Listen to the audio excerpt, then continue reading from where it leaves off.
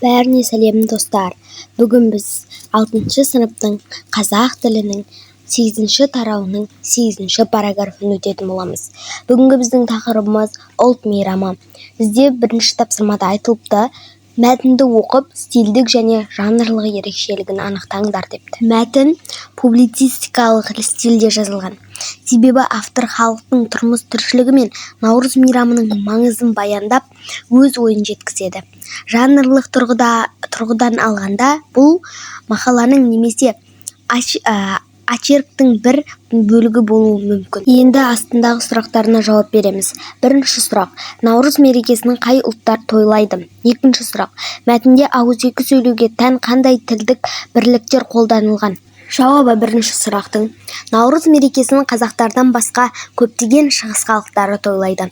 Мысалы, Иран, Үндістан, Ауғанстан, Әзербайжан, Бұхара, Кавказ халықтары бұл мейрамды атап өтеді. Екінші сұрақтың жауабы: малсыз қазақтың күні бар ма? Риторикалық сұрақ. Қыс бойы ақ көрпесін жамылып, бейнелі ауызекі сөйлеуге жақын сөз тіркесі. Қуанышты ел жоқ деуге болады. Ауызекі стильдегі қарапайым сөйлем. Екінші сұрақтың керегі жоқ, себебі ол бізде аудиожазба екен. Үшінші сұрақ: мәтіндегі орфографиялық және пунктуациялық қателерді түзетіп редакциялаңдар. Біз бұл жерде мәтіндегі орфографиялық және пунктуациялық қателерді түзетсек, Наурыз мейрамында мал соймайды, жалпы қан шығармайды. Өсер төлге көбейер, түлікке кесірі тиеді. Мал басы кемейді деген тыйым бар. Сонымен бірге ұлыс күні шаш тырнақ алмайды. Өйткені адамның қара тырнағынан бастап әрбір тал түгіне дейін жаңарып түлейді, жаңадан жан кіреді. Наурыздың бірінші күні кір жумайды, жолға шықпайды, құрылысты бастамайды, іс тікпейді. Аңға шығып мылтық атпайды, саятшылық жасап құс салмайды, қақпан тұзақ құрмайды. Өйткені бұл күн тіршілік әлемнің тойы. Осылай қателерді жөнделген түрін жазып алайық. Төртінші тапсырма: сын қимыл үстеулерін қатыстырып, Наурыз мейрамында алтыбақан тепкен жастардың іс-қимылдарын сипаттаңдар. Бізде осындай үлгі беріліп қойыпты. Жастар алтыбақанға кезекпен шығып, ақырын тербетіле бастады. Осы сөздерді жалғастырамыз. Біз бұл жерде сын қимыл үстеулерін қатыстырып, үлгі беріліп қойған сөйлемді жалғастырдық. Бұл жердегі қара сөздер сын қимыл үстеулері ғой. Жастар алтыбақанға кезекпен шығып, жаймен тербетіле бастады. Бірі батыл тербелсе, енді бірі жылдам айналды.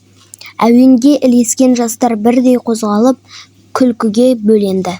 Бесінші тапсырма: төмендегі сұрақтарға мезгіл, мекен, мөлшер, мақсат, сын қимыл үстеулерін қатыстырып жауап беріңдер. Біріншісі: қазақ халқы Наурыз мейрамын қалай күтеді? Қазақ халқы Наурызды алдын ала дайындалып, ерте бастан мерекелік дастарханын әзірлеп, кеңінен атап өтеді. Расымен ғой, қазақтың ұлттық мейрамы Наурыз мерекесі. Наурызды асыға күтеді де, дастархандарын жайып, өздерінің ұлттық киімдерін киіп, дастархандарын жайып, өте әдемі болады қазақ қыздары. Екінші сұрағы: ол қандай мейрам депті? Наурыз табиғаттың толық жаңаруын білдіретін, жылдың басын көрсететін мейрам. Сіздер сөйлем құрсаңыздар болады, себебі Наурыз мейрамын білмейтін қазақ жоқ шығар. Үшінші сұрағы: Наурызды қай халықтар тойлайды? Наурызды Қазақстаннан бөлек Иран, Үндістан, Әзербайжан, Түркия сияқты көптеген елдер жыл сайын атап өтеді. Төртінші сұрақ: табиғатта қандай өзгерістер болады дейді? Көктемде күн мен түн бірдей теңеліп, қар біртіндеп ериді. Ағаштар бүршік атып, жан-жануарлар қайтадан тіршілікке бейімделеді. Бесінші сұрағы: Наурыз мейрамына қатысты қандай салт-дәстүрлер мен ырым-тайымдар бар? Наурызда міндетті түрде 7 түрлі тағам қосылған наурыз көже дайындалады. Сонымен қатар бұл ешкім ренжісіп, ұрыс-керіске бармауы керек. Өйткені бұл жамандыққа апарады деп сенеді. Мына қарамен жазылған сөздер бар. Ол бізде сын қимыл үстеулері ғой. Осы мезгіл, мекен, мөлшер, мақсат, сын қимыл үстеулері қосылған. Бұлардың ішіне осылардың астын сызып, төбесіне жазып қойыңыздар қандай істеу екенін. Білетін шығарсыздар ережелерді. Мұғалімдеріңіз сұрайды. Достар, мені 1000 подписчикке жеткізіп тастау керек. Сондықтан тез жеткізіп тастайық. Осымен менің видеом аяқталды. Сау болыңыздар.